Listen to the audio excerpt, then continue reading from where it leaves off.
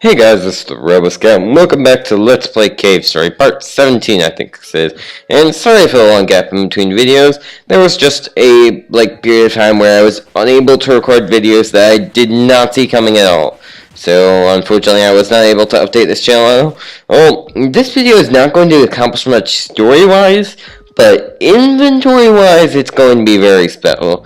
Because in this video, we are going to gain, 3 powerful items. 3 really powerful items. And the first one we obtained just by walking left. Hey Professor Booster, I thought you fell in the labyrinth.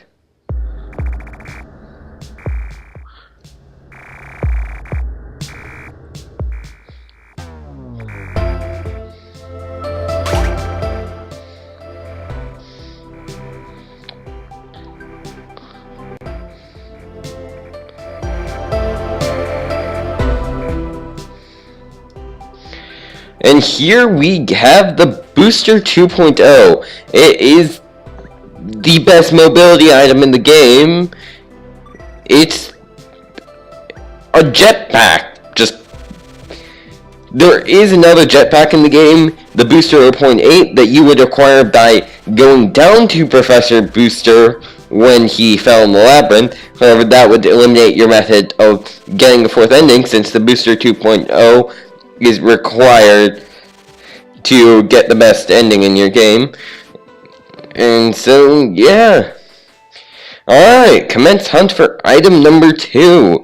And we are finally going to trade the Polar Star in, as this is finally a point in the game where you can take it back for a better weapon. And what we need to do is we need to head back up to the first cave. And, excuse me, this might take a while.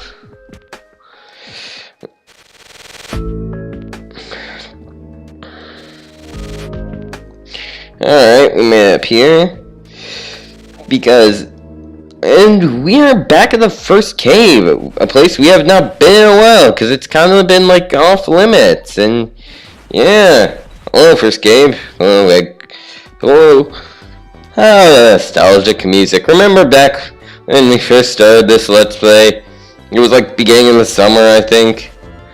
Doc still hated this game. Yeah, remember those days? And now we finally have a level 3 blade again, not like it's gonna matter, because we'll just be obsessing over this new weapon pretty much instantly. Oh well, it's always good to have a level 3. And it doesn't really matter that we have a level 2 Polar Star, because we'll be trading that in. As you might remember, we kind of stole the Polar Star from the guy who lives in here. The Hermit Gunsmith. So what happens when we talk?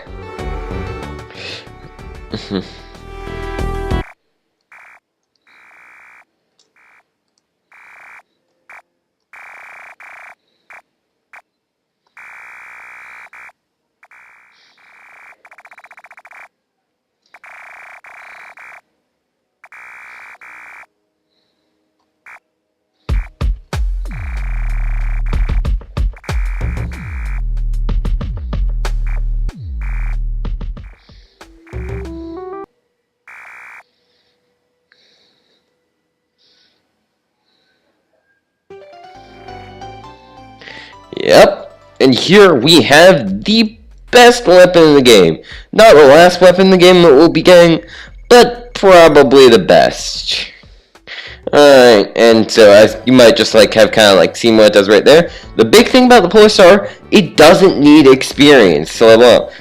By default, instead it gains experience by just holding down the fire button. It starts off just you tap it and just shoots the level 3 Polar Star beam, and then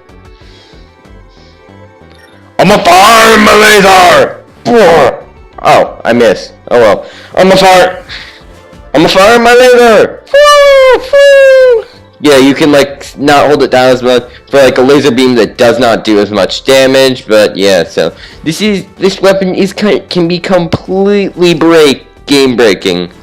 In in a good way too. Kinda the way some people like the metal blades in Mega Man 2, because however, later on they do give you challenges that are designed to be tackled with the spur, so there is some challenge still left in this game.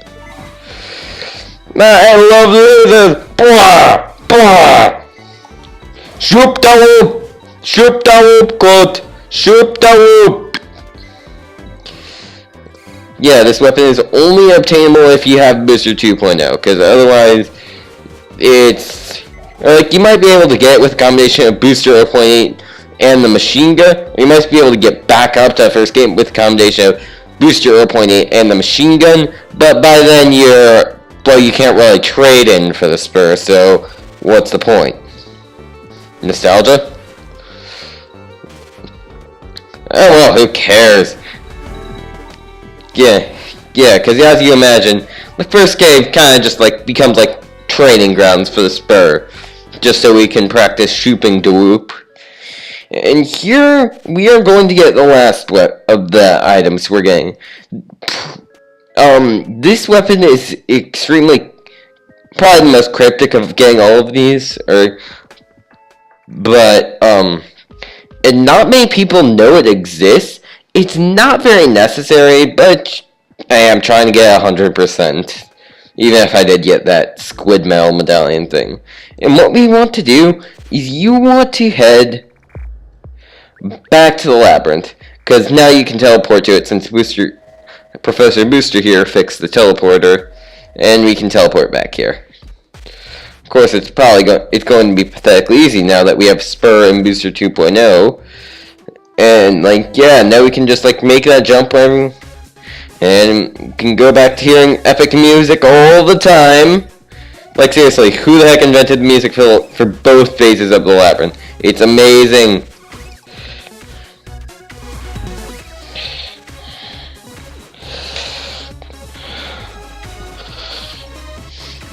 Okay, this is fun. This feels like how Cave Story was meant to be played right here.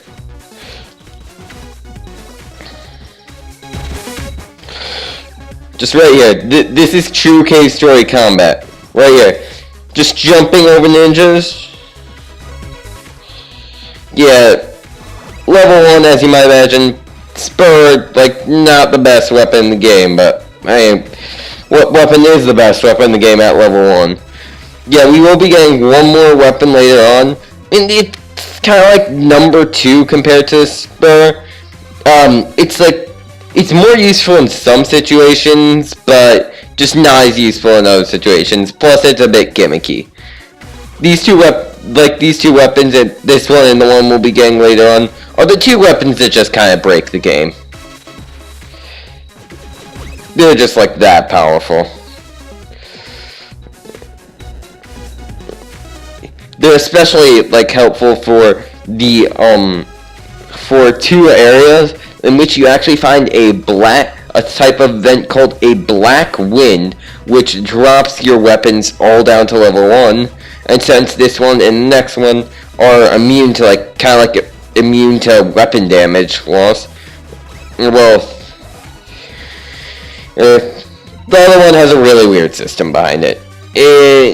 And since I don't want to spoil it for you, I'll just like kind of stop explaining it right now. They make those two areas just so much easier.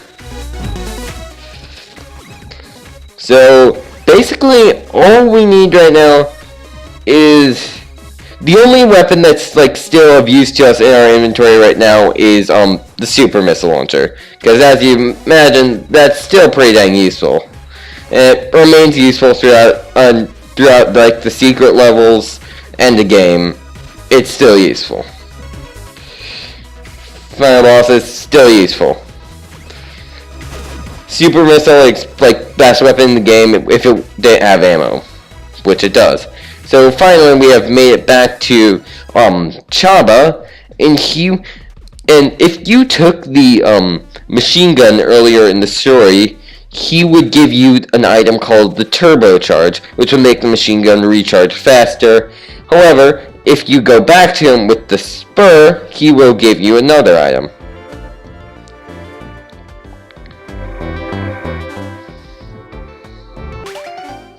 The Whimsical Star. This thing is honestly, like you said yourself, it's an ultimate weapon.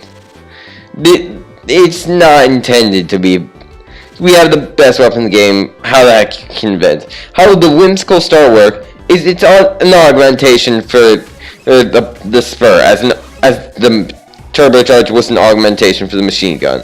What it works is that once you get the spur all the way charged up, stars will just start floating around you. They barely do any damage, and as like Chop himself said, it's more just a decoration. But hey, you already have the ultimate weapon in Cave Story.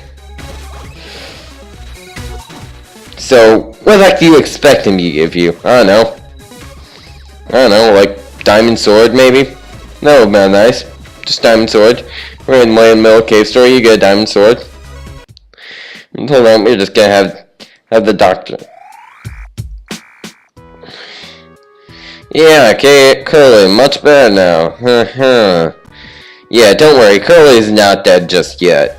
As, like, we still have some stuff to do left in, kind of like the healing Curly stage. She, like, never really does get any better in the game. Like, she's always just in one state of injury or another that you have to save her from. However, she does become more useful later on, so she's not just like an inconvenience that you have to like save her for. That you have to save her. Though you do actually like get stuff from her. Ninjas. Ninjas and flying insects. I prefer the ninjas.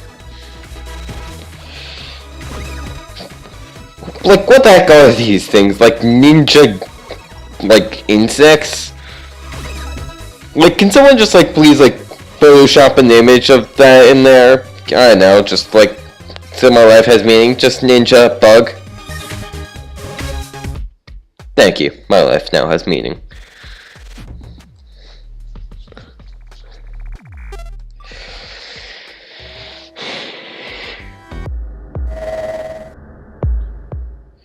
And now we are going to end off this video right here. Not much happened in this video story-wise, but it was just some like gathering stuff that we had to do. So anyway guys, this has been the Robo Scout. That's me with the most powerful loadout in the game.